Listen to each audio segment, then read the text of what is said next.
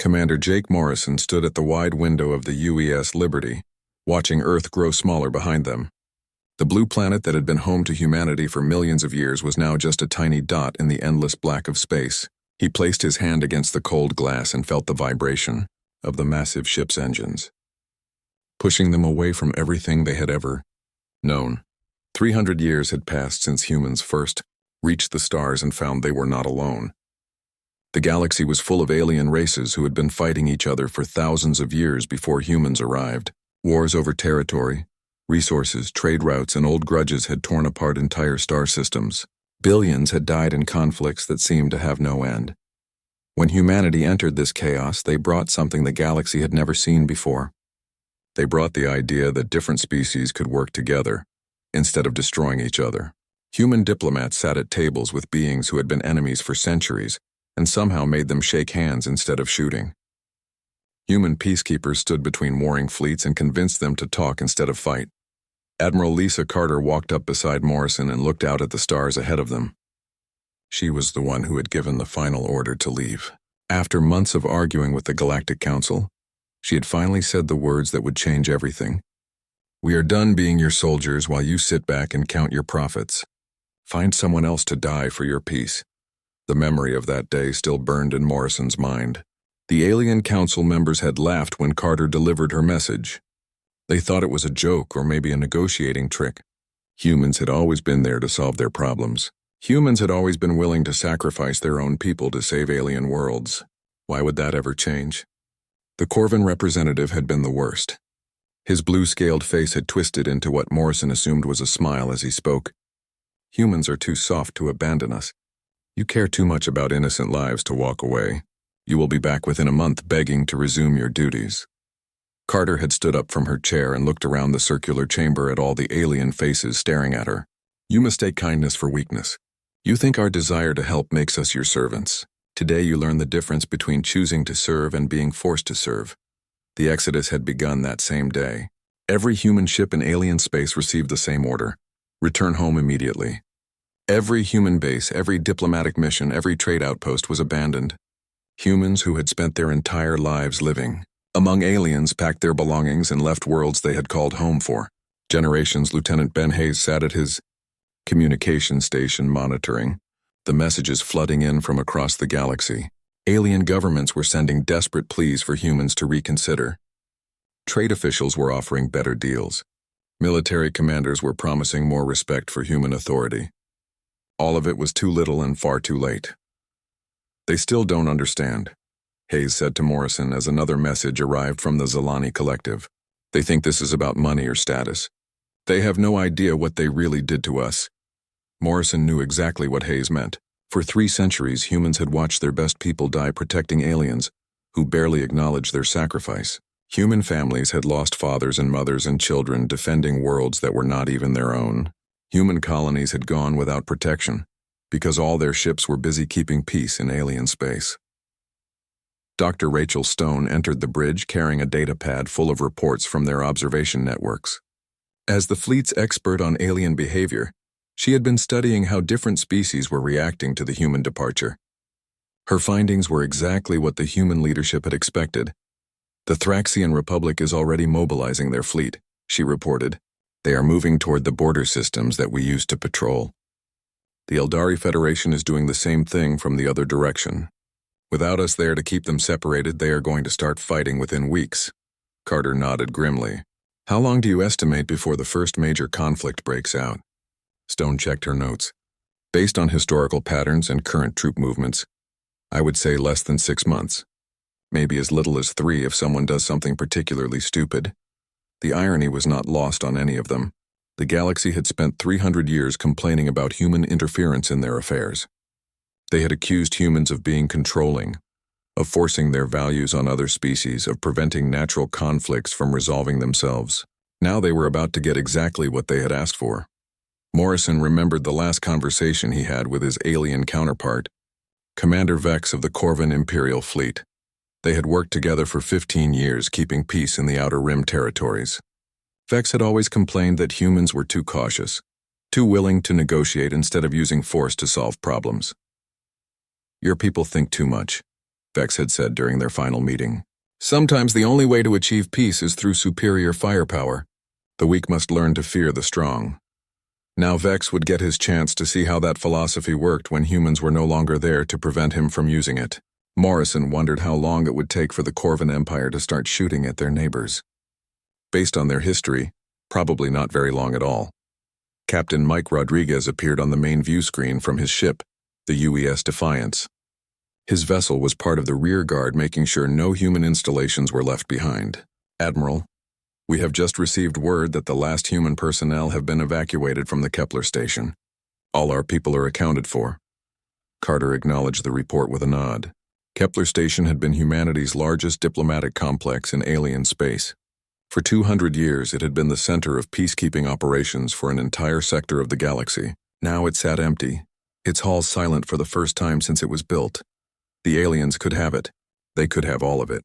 The bases, the stations, the carefully negotiated treaties, the trade agreements that had brought prosperity to dozens of worlds. Humans were taking only what belonged to them and leaving everything else behind. As the last human ships crossed into the boundary of human space, Morrison felt a strange mix of sadness and relief. Sadness for the end of an era when humans had believed they could make the galaxy a better place. Relief that humanity would no longer have to watch their people die for beings who saw them as nothing more than useful tools. Behind them, the galaxy continued spinning in the darkness. Soon it would remember what war looked like without humans there to stop it. The peace that humanity had built and maintained for 3 centuries was about to end, and this time no one would be coming to save them from themselves. 6 months had passed since the last human ship crossed into human space, and Captain Mike Rodriguez was beginning to understand just how badly the aliens had underestimated what would happen next.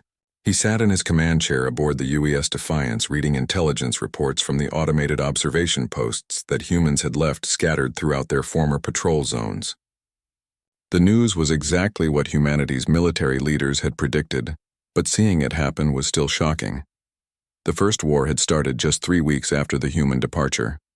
The Corvan Empire had moved their fleet toward the Xerion system, claiming it had always belonged to them before human interference prevented them from taking it.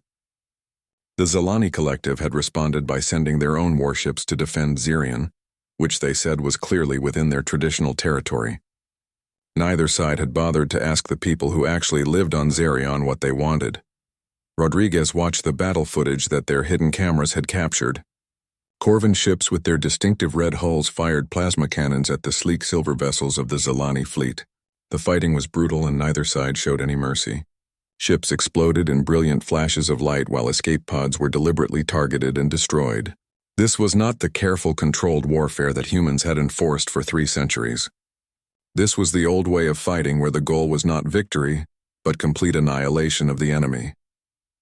Colonel Amy Foster entered the bridge carrying a data pad with casualty estimates.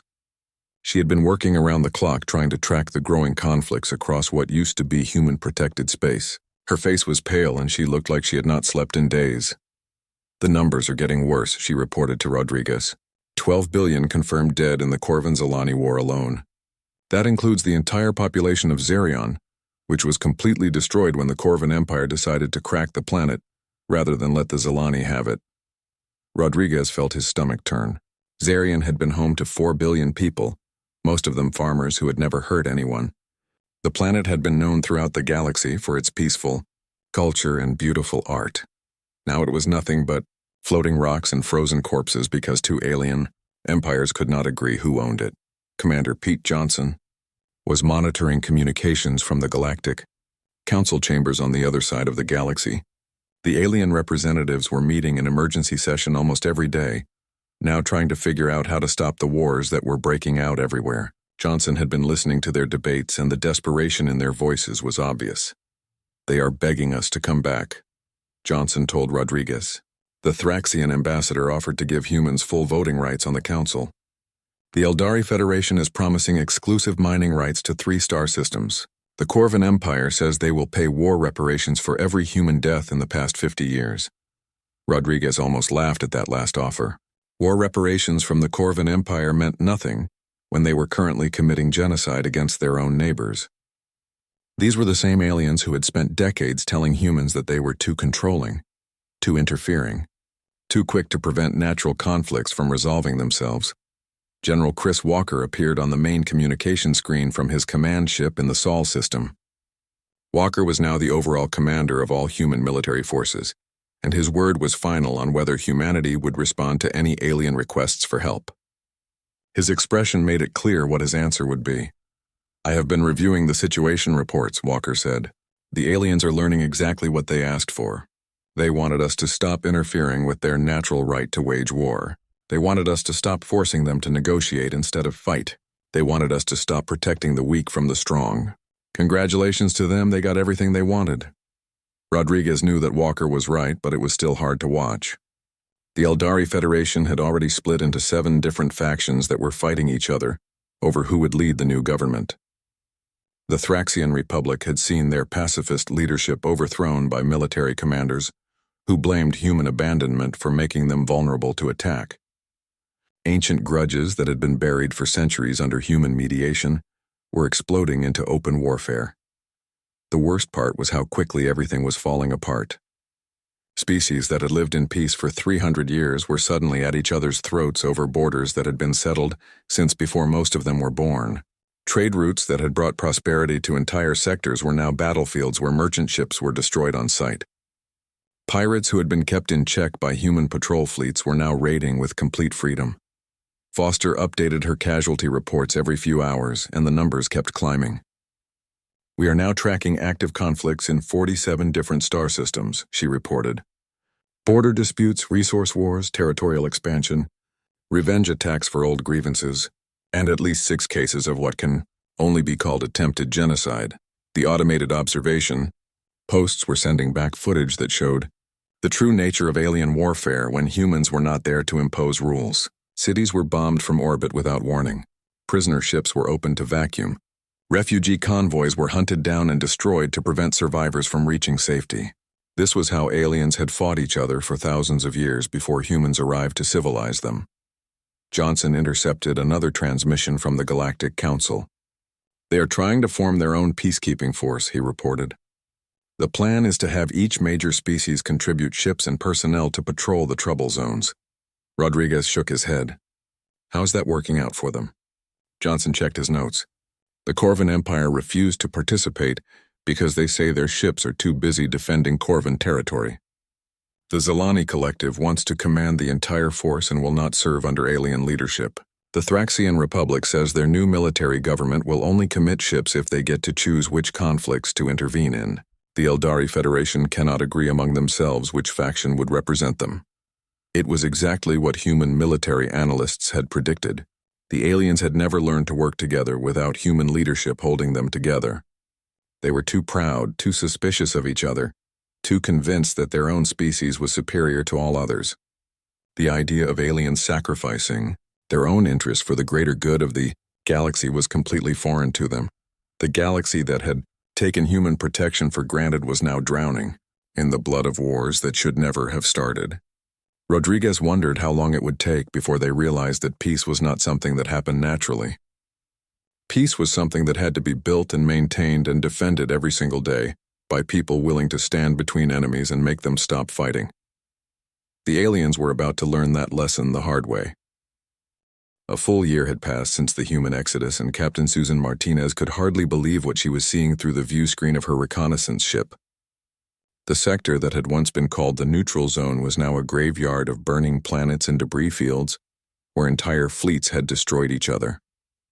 She had been ordered to conduct a survey mission to assess how badly things had deteriorated, and the reality was far worse than even the most pessimistic human analysts had predicted. The Thraxian Republic no longer existed. The peaceful government that had ruled for 2 centuries had been overthrown by military extremists who blamed human abandonment for making their people vulnerable to attack. The new Thraxian War Council had immediately launched attacks on 3 neighboring systems, claiming they needed to establish defensive buffer zones. Their former allies now considered them a greater threat than their traditional enemies. Martinez watched footage from the former Thraxian capital world where massive statues of human peacekeepers were being torn down by angry mobs. The same people who had once celebrated human protection were now destroying every reminder of the era when humans had kept them safe. The irony was bitter but not surprising. It was easier to blame humans for leaving than to admit they had never been capable of protecting themselves. Dr. Alex Rivera sat at his analysis station compiling data from dozens of conflict zones. As the mission's intelligence specialist, he had been tracking the cascade of failures that was spreading across the galaxy like a plague. His reports painted a picture of civilizations collapsing faster than anyone had thought possible. The Eldari Federation has completely fragmented, Rivera reported to Martinez. What used to be one unified government is now 18 separate city-states that are all at war with each other. They are fighting over everything from water rights to ancient cultural artifacts. Some of these conflicts go back thousands of years to before the Federation was even formed. Martinez shook her head in disbelief. The Eldari had been one of the most advanced and peaceful species in the galaxy. Their scientific achievements had benefited countless worlds, and their art was treasured throughout civilized space. Now they were reduced to tribal warfare over scraps of their former glory. The ship's sensors detected movement in the asteroid field ahead, and Martinez ordered her crew to investigate. What they found was a refugee convoy of mixed alien species trying to reach safety in the Outer Rim territories. The ships were damaged and overcrowded with civilians fleeing the wars that had consumed their homeworlds. Martinez wanted to help them, but her orders were clear. Observe only, do not interfere. Commander Sarah Blake had been monitoring communications from across the former human patrol zones. The messages she intercepted painted a picture of desperation and growing madness among the alien leadership. Species that had coexisted peacefully for centuries were now convinced that their neighbors were planning to destroy them. I am picking up some very disturbing intelligence, Blake reported to Martinez. Several alien governments have formed what they are calling the Liberation Front. Their stated goal is to hunt down and destroy any remaining human presence in their space. Martinez felt a chill run down her spine. What kind of human presence? We evacuated everyone. Blake checked her data again. They are targeting our automated observation posts, our abandoned bases, even our old diplomatic buildings. But that is not the worst part. They have also declared that any alien who ever worked with humans is a traitor who must be eliminated. The implications were horrifying. Thousands of aliens had served as translators, advisors, and liaison officers during the 3 centuries of human peacekeeping. These beings had risked their lives to help build bridges between species and create the peace that everyone had taken for granted. Now they were being hunted down and executed as enemies of their own people. Captain Tom Foster contacted them from his position near the former human base at Kepler Station. His ship had been observing Liberation Front activity in the area, and his reports were deeply troubling. They are not just destroying our old installations, Foster explained. They are studying them. They are reverse engineering our technology and trying to learn our military tactics. Rivera pulled up technical analysis on his screen. That makes sense from their perspective. They know that sooner or later they might have to fight us. They are preparing for a war against humanity itself. The thought seemed insane to Martinez. Humans had spent 3 centuries protecting these species from each other and from external threats. Human blood had been spilled on 1,000 battlefields to keep alien worlds safe. Now those same aliens were preparing to turn their weapons against the people who had sacrificed everything to help them. Admiral Helen Morris appeared on the communication screen from her flagship in human space. She had been coordinating intelligence-gathering operations across the galaxy, and her face showed the strain of watching everything fall apart. Captain Martinez, I need your assessment of the situation in your sector. How bad is it really? Martinez looked around at her crew before answering. Admiral, it is worse than our worst-case scenarios. The aliens are not just fighting each other anymore. They are completely destroying the foundations of galactic civilization. Trade has collapsed, refugee populations are in the hundreds of millions, and entire species are being wiped out. Morris nodded grimly. We are seeing the same pattern everywhere. The galaxy that accused us of being too controlling is now begging us to come back and restore order. The galaxy that said we were preventing natural conflicts from resolving themselves is now drowning in those natural conflicts. Blake had intercepted another Liberation Front transmission. Admiral, they are calling for a general mobilization against humanity. They claim that the only way to achieve lasting peace is to permanently eliminate human influence from the galaxy. They say that as long as humans exist, there will always be the temptation to return to the old ways. Martinez realized what was happening. The aliens had created a mythology around humanity that made them both savior and destroyer. In their minds, humans were responsible for every problem in the galaxy. The wars were happening because humans had left. The economy was collapsing because humans were not there to maintain it. The old grudges were erupting because humans were not there to suppress them. But instead of recognizing their own dependence and asking humans to return, they had decided that the solution was to make sure humans could never come back. If they could destroy humanity's ability to project power beyond human space, then they would never again have to face the humiliation of needing human protection. The galaxy was preparing for a war that would make all their current conflicts look like minor disagreements. They were about to learn what humans looked like when they stopped being gentle. 2 years had passed since humanity abandoned the galaxy to its fate, and Commander Jack Phillips brought news that would force humans to make the hardest decision in their history. He stood before the emergency council session on New Geneva Station with intelligence reports that changed everything. The Liberation Front had done more than just destroy human installations and hunt down alien collaborators. They had developed weapons specifically designed to kill humans. The technology they have created is unlike anything we have seen before. Phillips reported to the packed assembly hall. They have studied our biology, our ship designs, our armor systems, and our shield technology. These weapons are built for one purpose: only to penetrate human defenses and cause maximum casualties to human personnel. President Diana Walsh sat at the head of the council table listening to reports that grew more disturbing with each passing hour. The woman who had supported the decision to abandon the galaxy now faced the possibility that humanity might have to fight for its very survival.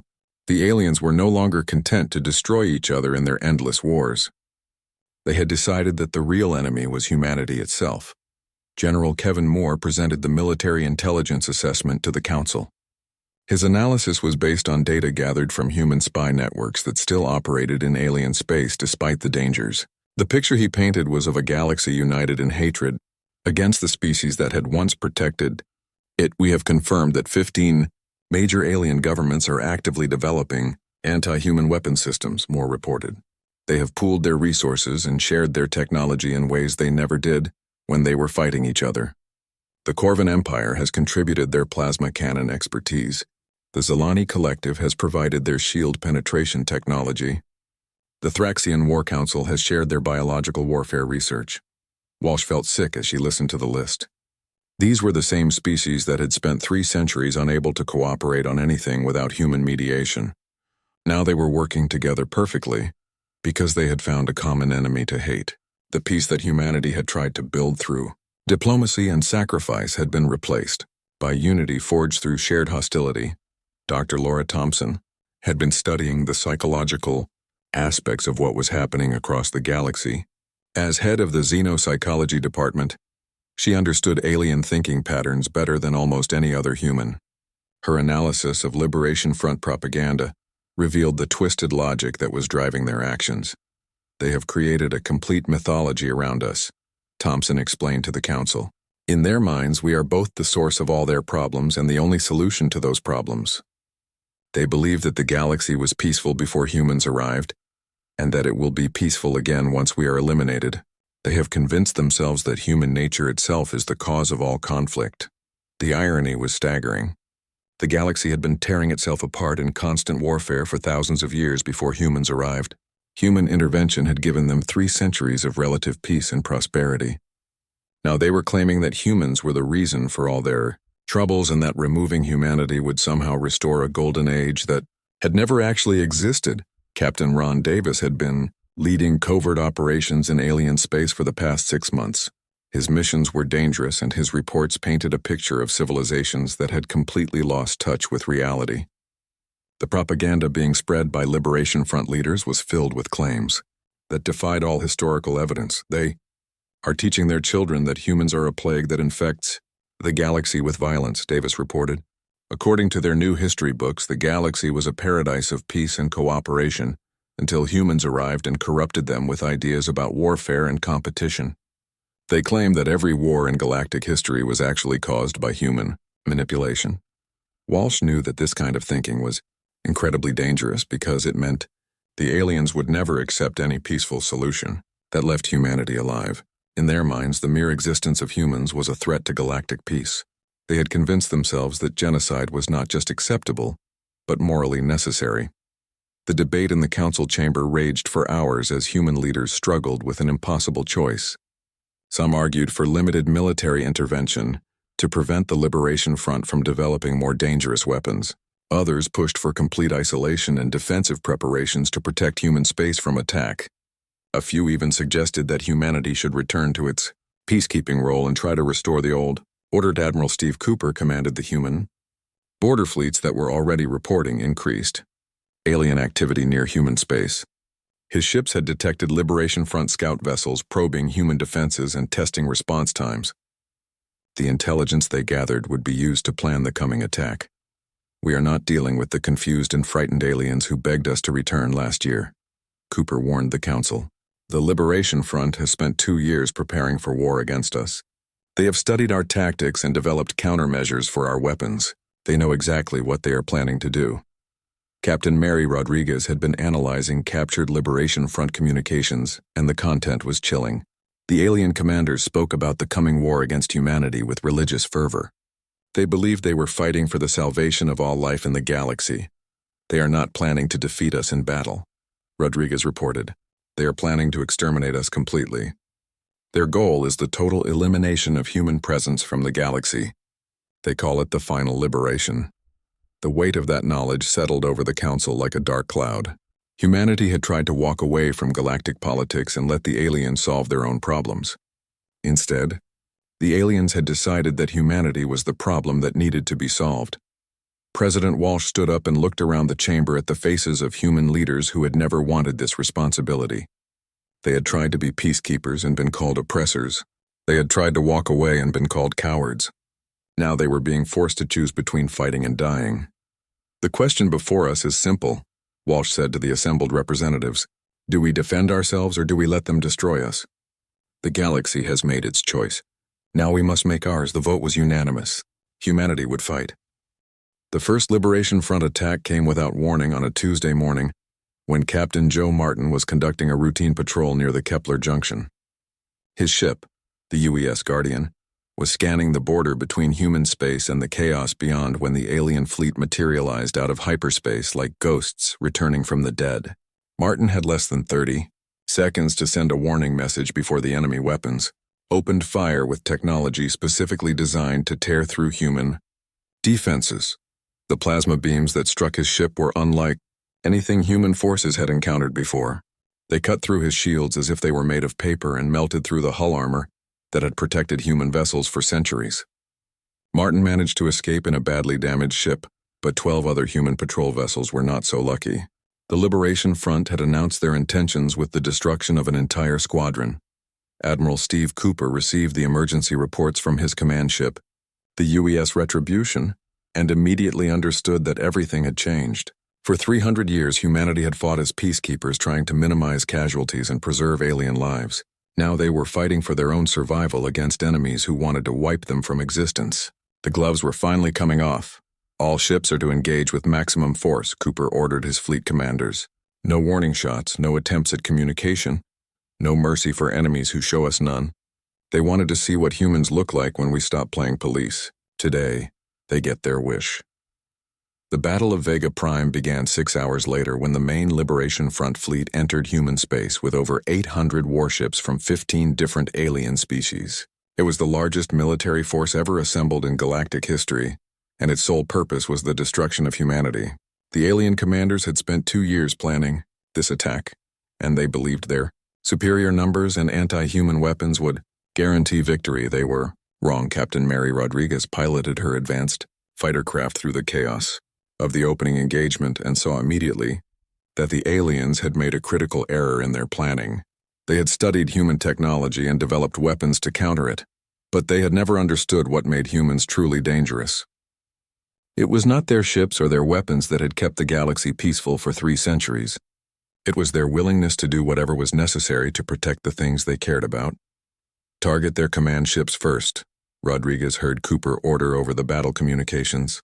Cut off their coordination and let them see what it feels like to fight without someone holding their hands. The human fleet moved with precision that the aliens could not match. While the Liberation front ships fired wildly at anything that moved, human gunners picked their targets carefully and made every shot count. Human pilots used tactics that the aliens had never seen before because they had never faced humans who were fighting to kill rather than fighting to protect. The Corvin Empire ships with their massive plasma cannons found themselves outmaneuvered by smaller, human vessels that danced around them like deadly insects. The Zelani Collective's advanced shields meant nothing when human torpedo bombers attacked from angles that the alien designers had never considered. The Thraxian War Council's biological weapons were useless against human crews wearing full environmental suits. Rodriguez lined up her attack run on the Liberation Front flagship, a massive Corvin dreadnought that was coordinating the enemy fleet. The alien ship was 3 times the size of any human vessel and carried enough firepower to destroy a small planet. But size meant nothing when the enemy could not hit what they were shooting at. Her fighter screamed through the defensive fire that the aliens poured at her, and she felt the familiar thrill of combat that every human pilot knew. This was what her species had been designed for through millions of years of evolution, not to keep peace but to win wars, not to protect the weak but to destroy the strong, not to negotiate with enemies but to eliminate them completely. The torpedo she fired penetrated the alien flagship's shields and detonated deep inside its hull. The explosion tore through the ship's power systems and secondary detonations rippled along its length, like a string of firecrackers.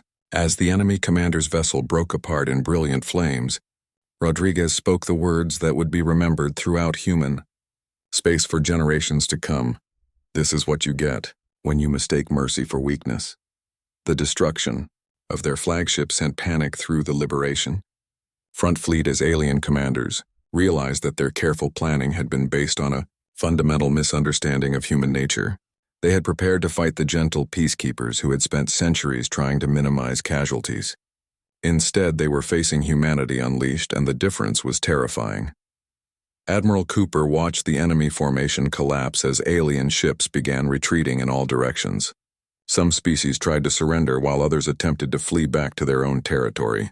Cooper's response was the same for all of them. No survivors. No prisoners. No mercy for those who would genocide us. The battle lasted 18 hours and ended with the complete annihilation of the Liberation Front fleet. Human forces pursued the fleeing aliens across 3 star systems and destroyed them wherever they found them. By the time the shooting stopped, over 1 million alien military personnel were dead and not a single Liberation Front ship remained. Operational news of the human victory spread across the galaxy within days, and the reaction was immediate and predictable. The remaining alien governments that had supported the Liberation Front immediately began suing for peace. Species that had spent 2 years preparing for war against humanity suddenly remembered why they had needed human protection in the first place. Commander Bill Thompson received surrender offers from 6 different alien governments in a single week. Each delegation brought the same desperate message. They wanted the humans to return as peacekeepers, to restore the old order, to make the galaxy safe again. They promised anything and everything if humanity would just forgive them and go back to the way things used to be. President Diana Walsh's response was broadcast across every inhabited world in the galaxy, and her words left no room for misinterpretation. You had peace because we chose to give it to you. You threw it away because you thought you deserved it. Now you will learn to live with the consequences of a galaxy where humanity serves only human interests. The new reality was harsh and unforgiving. Humanity had retreated to their own systems defended by fleets that no longer showed restraint or mercy. The aliens could keep their wars, their ancient grudges, and their territorial disputes, but they would face them alone in a galaxy where the gentle giants had finally decided to stop being gentle. Peace had ended the moment humans walked away, and what came after was something far more honest. A universe where strength determined survival and humanity had just reminded everyone exactly how strong they really were.